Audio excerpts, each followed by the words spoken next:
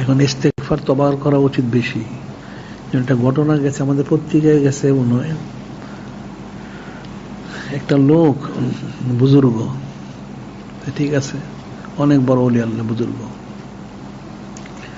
সে যেখানে যায় মেঘ আকাশের ছায়া দেয়, এখানে গিয়ে বসছে, এখানে দাওয়াত দিছে। তো এলাকার একটা এলাকা তাদের কথিত ভাষায় সে নিকৃষ্ট একটা লোক, গুনাহগার, ফাসিক, একটা নাফরমান। ওই নাফরমানটা গেছে তার কাছে গিয়ে বসছে। না, সেই লোকটা ফাসেক, গুনাহগার। তার মনে মনে নিয়ত ছিল যে আমি তো নাফরমান, ফাসেক, একজন ওলি আল্লাহর পাশে বসলে যদি আল্লাহ আমার ক্ষমা করে দেন, এই উদ্দেশ্যে বসছে। কিন্তু সেই লোকটা তার খুব অহংকার, ফকর, হ্যাঁ আমি এত বড় ওলি আল্লাহ, এই ফাসেকটা আমার কাছে বসলো, বের করে দেন থেকে। তার ঠিকই বের করে দিল। যখন সে বের হয়ে যাচ্ছে, দেখা গেল যে ম্যাকটা তাকে চাইছে, ওই ম্যাকটা তার সাথে সাথে যেতেছে, ওই লোকটাকে সাহায্য দিয়ে। ওই জামানার নবী বলে জানানো হইল যে হ্যাঁ, এই যে সে যে ফকর করছে তার সমস্ত নষ্ট হয়ে গেছে, আর এই জন্য ওই যে সে যে বিনয় প্রকাশ করছে সেজন্য তাকে নেয়ামতটা দেওয়া হয়েছে।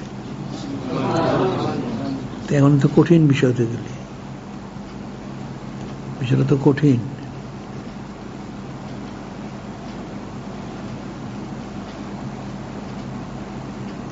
ইস্তেগফার অনেক করা উচিত আসলে, এটা মানুষ ফিকির করে না। এখন যে পরিবেশ, যে পরিস্থিতি, এর মধ্যে ঠিক থাকা, এটা কিন্তু খাস রহমত ছাড়া কখনোই সম্ভব না। এই জন্য ইস্তেগফার মধ্যেই থাকা উচিত বেশি বেশি। যেমন জিকির করতে হবে, তবে ইস্তেগফার করতে হবে বেশি বেশি, তাইলে যদি হয়। এছাড়া তো কঠিন অবস্থা। সাধারণ মানুষের তো সেই বুঝটা, সই বুঝ তো নাই। এখন যাদের থাকার কথা ছিল এদেরও তো নাই, তো কেমনে হইল? তো কঠিন বিষয় থাকলে মানুষ আসলে যে বলা হয় যে ইতিহাস থেকে নসিহত হাসিল করতে হয়, কিন্তু আসলে কেউ হাসিল করে না, কেউ হাসিল করে না।